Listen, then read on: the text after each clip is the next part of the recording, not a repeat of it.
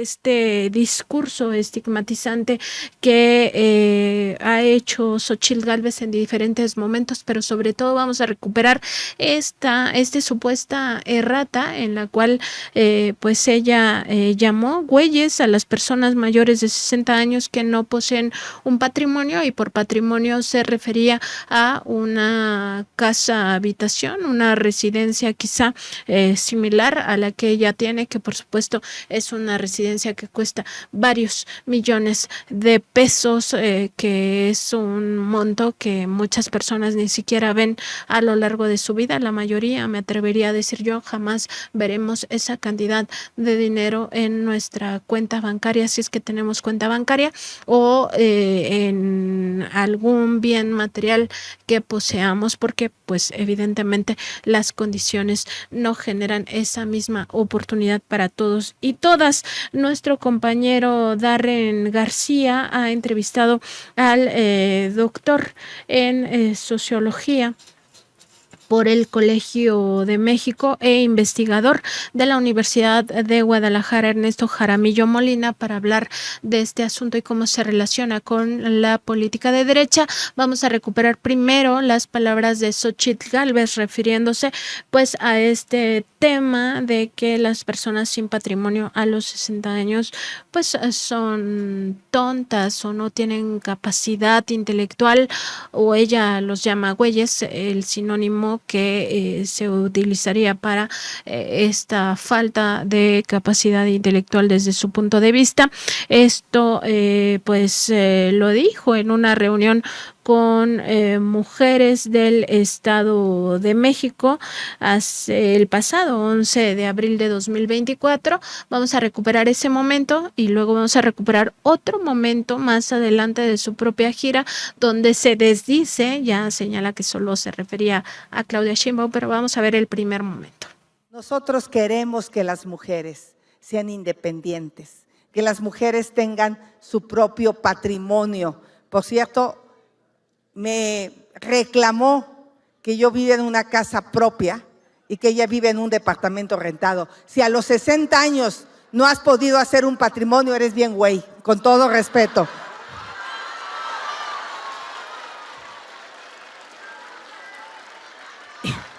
Tengo 32 años de ser empresaria, de manera honesta, de manera ética.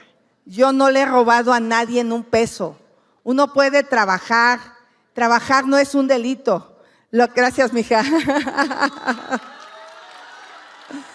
Lo que es un delito es robar. Y me reclamó en el debate que la empresa que yo recibí un contrato es de mi esposo.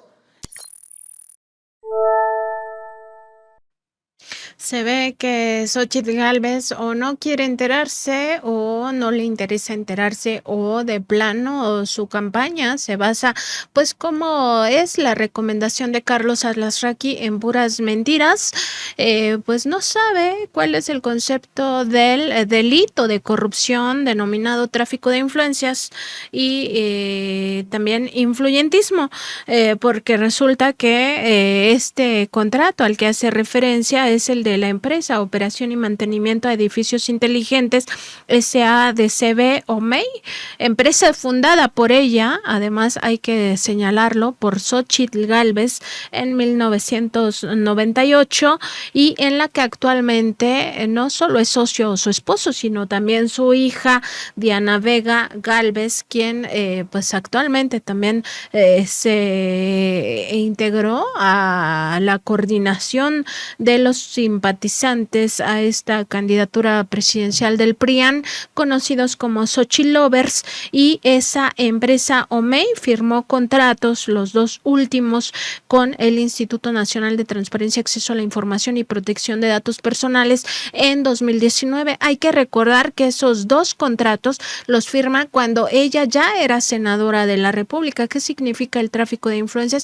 Beneficiarte por ti mismo o por la vía de terceros, en este caso ella dice su esposo, y lo que no dice es que también por la vía de su hija, que está participando directamente en su campaña ahora, actualmente, se beneficiaron en 2019, ella ya siendo senadora de la República, y como senadora de la República tomó como bandera de su propia senaduría panista la defensa del INAI. El INAI no se toca, se encadenó incluso a su silla. Hay que recordar ese momento en el cual ella se amarró a las cadenas, incluso se volvió un meme porque decían, ¿y ahora dónde está la llave? Después de que prácticamente todos abandonaron la sede y ella seguía encadenada a su silla.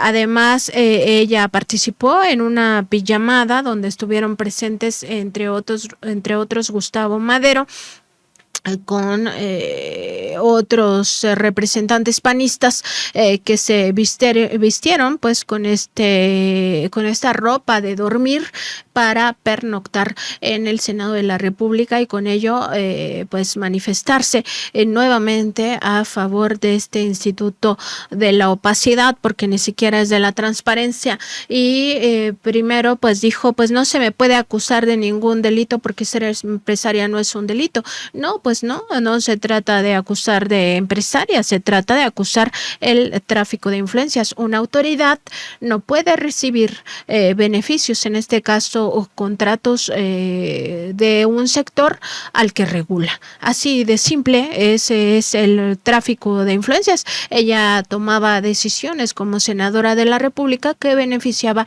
a este grupo de intereses creados al interior del Instituto Nacional de Transparencia, Acceso a la Información y Protección de Datos, entre otras cosas, como por ejemplo en torno a esta designación de los comisionados faltantes, que es por lo que se encadenó la propia Xóchitl Gálvez. Eso por una parte, y por la otra, esta campaña del INAI no se toca, pues la decisión que le iba a tocar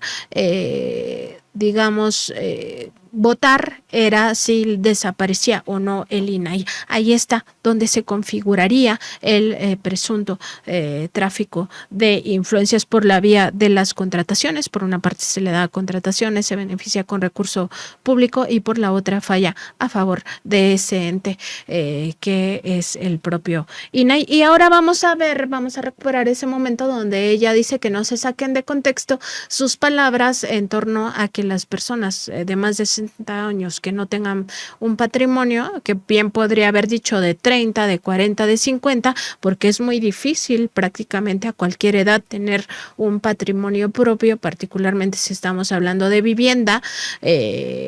Pues pudo haber extendido su declaración a todas estas etapas etarias, y lo hizo solo hacia los de 60.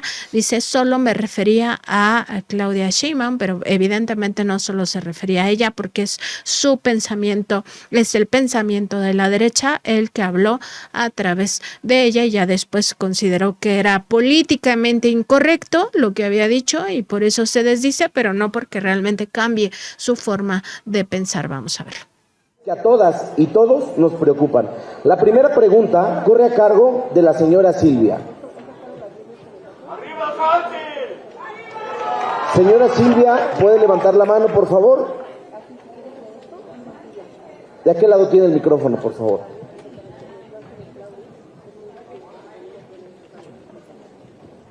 Bueno, voy a aprovechar para hacer una aclaración, porque hice una declaración de que hay que ser muy güey para que a los 60 años, me refería a la señora Sheinbaum, que en el debate me dijo que yo tenía una casa y ella vivía en un departamento rentado. Ella tiene cuentas en paraísos fiscales, ella ha tenido sueldos como jefa de gobierno, ella ha sido funcionaria pública en la Ciudad de México, y pues la verdad de las cosas es que ella es la que me reclamó que yo viviera en una casa y ella viviera en un departamento rentado. Si ella a los 60 años no ha sabido administrar sus recursos que ha ganado como funcionaria pública, es su problema. Pero la referencia fue clara y contundente a la señora Sheinbaum. No saquen de contexto la declaración.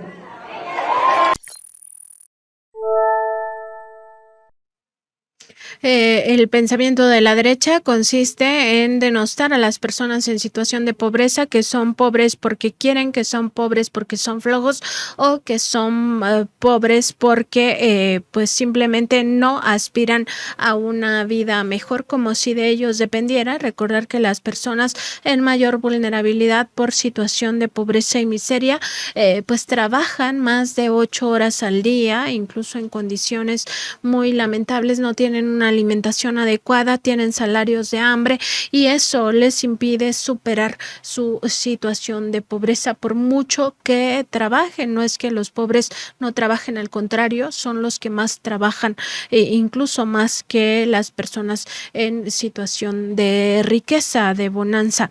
Y esto pues victimiza, vulnera aún más a estas personas porque las hace responsables de algo que no es fácil de superar, es decir, el régimen en el que hemos vivido o que vivíamos hasta antes del gobierno del presidente López Obrador y que es prácticamente el mismo que se reproduce en la mayor parte del mundo. Es un régimen que está estructurado de tal manera en la cual se permita amasar una riqueza desproporcionada que ni siquiera en unas 10 generaciones se podría gastar una misma familia, incluso si esas generaciones no trabajaran nunca en su vida, viajaran todo el tiempo alrededor del mundo, tuvieran residencias muy ostentosas, automóviles muy lujosos, no se acabarían la riqueza que han amasado, como es el caso en México del magnate Carlos Slim o de otros magnates, como pudiera ser el propio caso del dueño de Grupo México.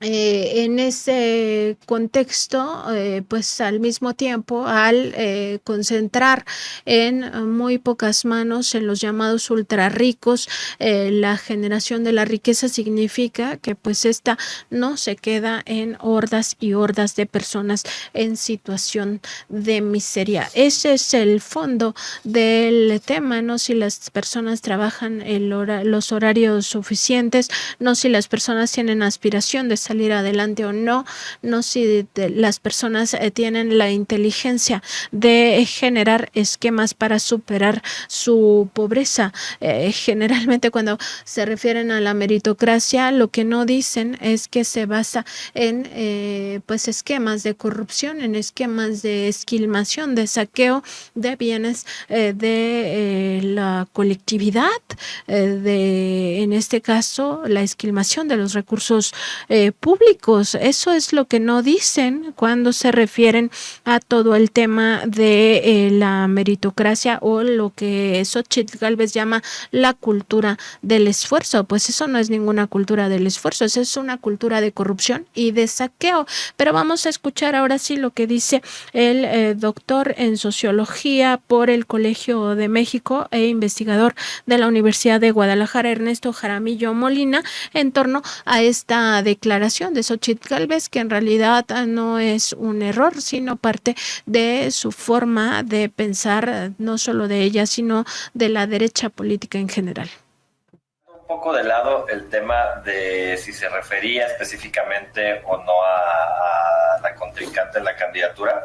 Creo que generalizar, como lo dijo, al final de cuentas, que las personas que no han logrado un patrimonio, en este caso refiriéndose a ser propietarias de una vivienda a los 60 años, es que digamos, es un tema de fracaso personal o un tema de culpa de las personas.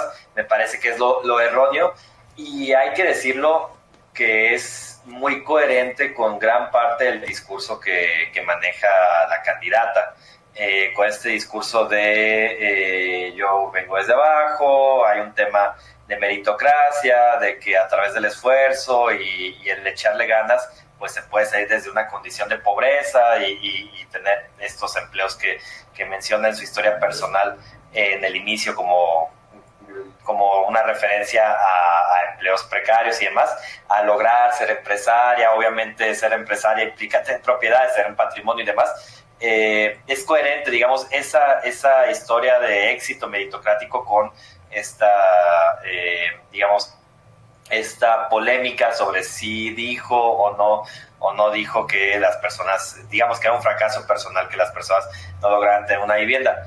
Hay que decirlo también, no es que solo ella maneje este tipo de historias de éxito personal, es algo muy común en la política, más común normalmente con, digamos, con políticos y políticas de un espectro más hacia la derecha, digamos, en el espectro político, diría, el pan de cada día en ese tipo de plataformas políticas, la narrativa meritocrática, ¿no? Pero, pues, insisto, la narrativa meritocrática es al final de cuentas, común en la sociedad, entonces también no es que otros partidos políticos o otras candidaturas estén exentas de reproducirla, pero pues aquí digamos, queda muy claro que su propio dicho es evidencia de ello.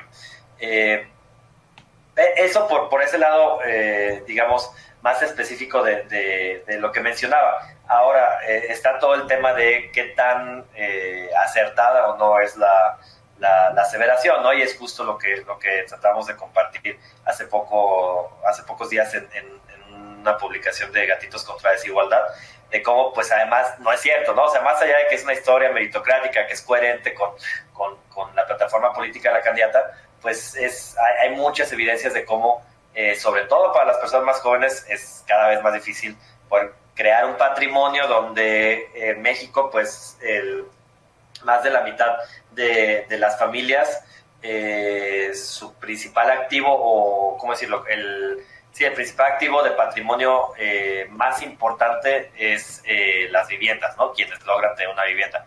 Entonces, en ese sentido, pues sí, cada vez es más difícil para las personas poder tener una vivienda como parte de su patrimonio. Tal vez no tanto, digamos, ahí el matiz que hay que poner es que con las personas de 60 años,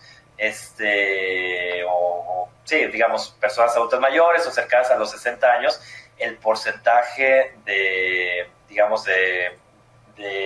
hogares, de jefas y jefes de familia que son dueños de una vivienda a los 60 años es mucho mayor, ¿no? Por decir algo, para los hombres anda por ahí del 68%, 65%, los jefes y hombres de hogar cercanos a 60 años que son dueños de una vivienda, y en mujeres es menos, en mujeres anda por ahí del 40%. Es una diferencia importante, primero que nada, en género, y eso también se debería tomar en cuenta a la hora de leer de forma general la aseveración de Xóchitl, ¿no? Sobre si él es güey o no al tener o no una vivienda. Pero pues también, aun cuando se trataba de defender yo veía en redes que trataban de defender a la candidata diciendo que, bueno, es que se refería a Sheinbaum y no tanto a cómo los jóvenes ahora no pueden tener una vivienda, pues también hay que pensar que no es nada más los jóvenes, y es justo a lo que quiero referirme con estas cifras que decía. O sea, más de la mitad de las mujeres de 60 años y que son jefas de hogar, pues no son propietarias de una vivienda. Entonces también no es que sea algo incluso impensable, ¿no? Todo esto bajo el matiz, insisto, de verlo como algo generalizado y no como si estamos discutiendo, ¿no?, si una persona que ha llevado décadas en el servicio público puede comprar una vivienda o no. Me parece que esa es otra discusión específica sobre Sheinbaum, pero pues al final de cuentas, y con esto finalizo esta parte, me dices por dónde más ir, pero al final de cuentas, o sea, me parece que desde la posición de poder en la que se encuentra la candidata Xóchitl Gálvez, sí es de recriminarse y sí es de exigir mayor cuidado en las aseveraciones culpabilizantes que mencionan, ¿no? Culpabilizantes, en este caso, por ejemplo, de las personas que no tienen una vivienda, porque muy fácilmente pues se pueden generalizar a pensar que su plataforma política ve justo como fracasos personales el que las personas no puedan tener una vivienda, lo cual pues esperemos que no sea el caso. El doctor Jaramillo Molina también se refiere a que es un pensamiento generalizado de la derecha, pues suponer que la situación de pobreza o la falta de superación de la misma es un tema personal, o sea, es un tema que uno controla y no que viene desde fuera, dado por políticas públicas de los sectores económico y político que gobiernan a los países.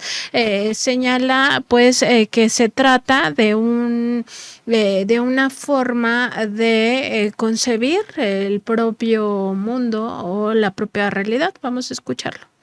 Sí, totalmente. O sea, digamos, es una forma de reproducción de esta narrativa meritocrática, como decía ahorita, que es incluso muy acorde a la misma plataforma política que manejan en términos de, digamos, soy una persona que viene de abajo y ha logrado llegar a ser gran empresaria y candidata a la presidencia de la República, y básicamente, si yo puedo, todos pueden, ¿no? Digamos, es reflejo de eso, y en ese sentido es hasta peligroso. Es reflejo de una sociedad que digamos, que reproduce comúnmente estas narrativas. Y hay una cifra que estaba buscando para mencionarte, nada más que dejar si la encuentro. Hay 28% de la población en México, para dar un poco cifras sobre lo que te estoy diciendo, 28% de la población en México piensa que ¿cómo se dice? Las personas son pobres. Aquí no viene la pregunta específica, pero es una encuesta del INEGI, que creo la pregunta así tal cual, literal, dice, las personas son pobres porque no trabajan lo suficiente, ¿no? Esta idea de pensar que si alguien no tiene una casa es porque no quiere o porque no ahorra lo suficiente, o en general la pobreza es digamos, una consecuencia de un fracaso personal, o de, digamos, esta narrativa, como tú dices, neoliberal o meritocrática que victimiza a los pobres, pues es algo muy común en México. Dependiendo la pregunta y dependiendo el dato, es si es mayoritario o no, pero al final de cuentas el tema es que es muy común, sucede mucho, y en ese sentido creo que sí es importante mencionar que incluso es lo que decía hace rato, incluso es coherente esta narrativa de la candidata con toda esta plataforma política que se construye en base a decir que pues que los pobres son pobres porque quieren, ¿no? Entonces es reflejo de eso. Ha habido momentos históricos en la política donde incluso es redituable reproducir estas narrativas. Me parece que ha habido desde 2018, con el triunfo de López Obrador, ha habido como un desplazamiento del discurso generalizado en la política un poco más a la izquierda, donde tal vez ahora ya si dices eso, pues ya suena mal, pero antes básicamente podía pasar, ¿no? Y todavía digamos, en elecciones locales, acá en Guadalajara, hubo una protesta por la vivienda, y el presidente municipal de Guadalajara, su respuesta ante la protesta fue que pues que deberían de trabajar, si crean una vivienda, que deberían de trabajar, ¿no? Así de sencillo. Resumen cómo piensan sobre la capacidad para acceder a una vivienda, y en general sobre la pobreza y la riqueza. Sí. En esta entrevista que sostuvo nuestro compañero Darren García con el doctor Jaramillo Molina, también habló el investigador de la Universidad de Guadalajara acerca de lo que se conoce como la financiarización de la vivienda, que es digamos, este modelo que poco a poco transitó de la vivienda popular o de la vivienda considerada como un derecho humano que debía ser garantizado por el Estado mexicano a través de programas de vivienda popular, transitó más bien a los negocios inmobiliarios, y por tanto desaparecieron esas viviendas consideradas o clasificadas más bien como económica A, popular B1 y popular B2, que oscilaban en costos que actualmente serían similares a los 186,000 pesos o hasta los 451,000 pesos es decir, viviendas que costaban menos de $500,000 ya no existen, ya no se construyen y ya no existe una política pública de ese tipo de vivienda, pues simplemente porque al transitar hacia los modelos neoliberales se impactó prácticamente todas las áreas y por tanto es muy difícil para las personas, particularmente para ciertos grupos en situación de vulnerabilidad, como son las mujeres o las personas jóvenes, acceder a estas propiedades. Vamos a escucharlo. Sí, a ver, creo que hay una crisis que ya existía, pero que se está recrudeciendo. Ya existía en el sentido de que básicamente casi durante toda la historia de México ha habido un porcentaje importante de la población que no puede acceder a vivienda y que termina viviendo en asentamientos, los mal llamados asentamientos informales, digamos emergentes, y otros tipos de formas de tratar de acceder a vivienda, ¿no? Que no voy a profundizar en eso. Pero, digamos, esa crisis siempre ha estado ahí. Lo que es nuevo es que una parte importante de clases medias bajas, pero también clases medias altas incluso, tampoco están pudiendo acceder a viviendas, sobre todo las personas más jóvenes, incluso cuando sus familias, sus padres, madres, etcétera, sí logran acceder a una vivienda, ¿no? Si tienen una vivienda. Entonces ahí es como digamos, como una disminución del acceso a la vivienda en términos de herencias familiares, en términos de ver cómo es que mis papás sí pudieron y yo no. Y esa crisis tiene mucho que ver justo, hay muchísimos factores, pero uno que mencionamos regularmente es que mencionas de la financiarización de la vivienda, que es un fenómeno mundial, hay que decirlo, no es para nada algo particular de México, y es, digamos, básicamente el cómo cada vez una mayor parte del parque habitacional que se construye y se vende es comprado no por personas que están pensando en habitar la vivienda, sino por personas inversoras o incluso más bien empresas, fondos de inversión y demás, que adquieren esas viviendas para especular con ellas, ¿no? Para no vivir en ellas, en la mayoría de los casos, y en muchos casos para especular con estos precios.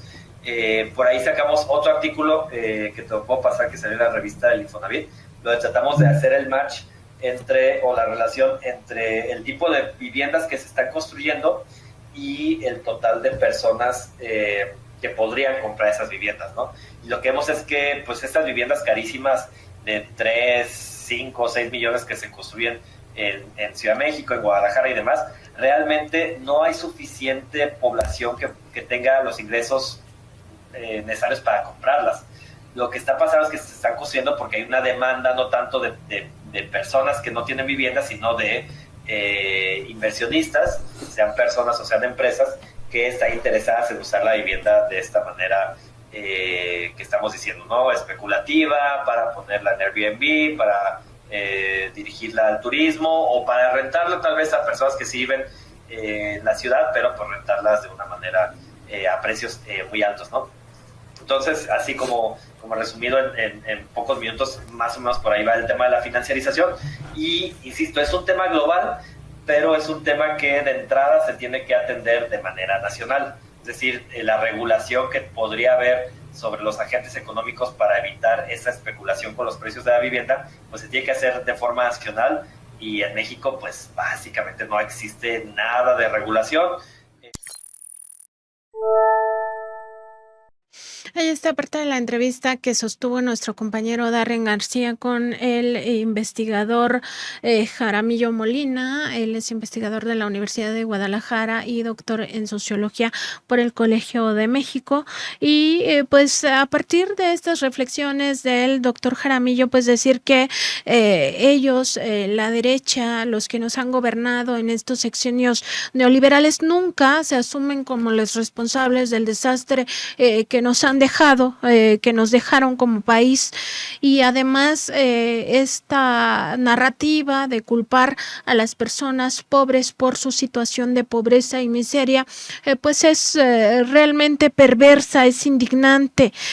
Primero porque hay que decir, las personas no tienen la misma oportunidad, las pobres que las ricas. Para empezar, no se alimentan igual, no tienen la misma capacidad cognitiva, su desarrollo físico es diferente, es retardado. Los niños y niñas que nacen en estas comunidades súper pobres, pues no presentan la misma forma de desarrollarse incluso cognitivamente que las personas en una situación de riqueza, donde se les proporciona una alimentación balanceada desde el minuto 1 que son concebidos hasta el final de su vida. No es lo mismo, no es la misma circunstancia. Y también pues recuperar este concepto de la llamada posverdad, esta distorsión deliberada de la realidad para manipular las creencias y emociones con el fin de influir en la opinión pública y en actitudes sociales. Decía el doctor Jaramillo Molina en esta entrevista que sostuvo con nuestro compañero Darren García que más del 28% de la población pues tendría un pensamiento similar a que los pobres son pobres porque quieren, o porque no trabajan, o porque no aspiran a una vida mejor, lo que se traduce pues en todas estas perspectivas, ¿no? Si a los 60 años no tienes un patrimonio, pues eres una persona muy tonta, de acuerdo con Xochitl Gálvez.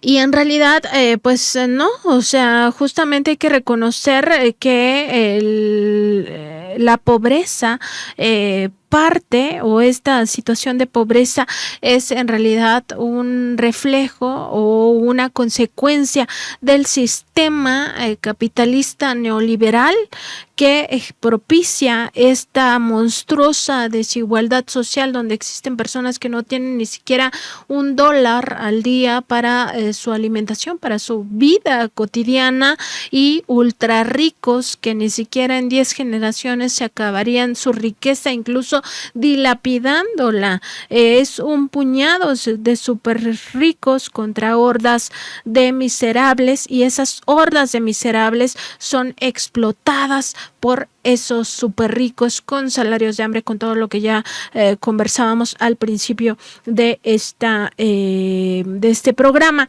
Y también recordar lo que nos decía la filósofa Chantal Mouffe, o lo que ha dicho, lo que ha reflexionado esta filósofa europea en torno a que en política se debe reconocer que hay conflictos que simplemente no tienen solución, y que uno de esos conflictos es el neoliberalismo, porque nunca se van a conciliar los intereses de esos súper ricos con los intereses de las hordas empobrecidas. Hay que decirlo con todas sus letras. Las transnacionales nunca van a tener los mismos intereses de las personas en situación de pobreza, del pueblo, de la clase obrera, porque ellos lo que quieren, las transnacionales, los dueños del capital, los especuladores de estas bolsas financieras, los súper ricos, lo que quieren es seguir amasando riqueza a costa de la vida de las personas en situación de pobreza, y para ellos esas vidas no valen nada. Ese es el punto de toda esta discusión, y por eso es muy importante también revisar lo que ocurre en nuestra realidad cotidiana, en nuestro día a día.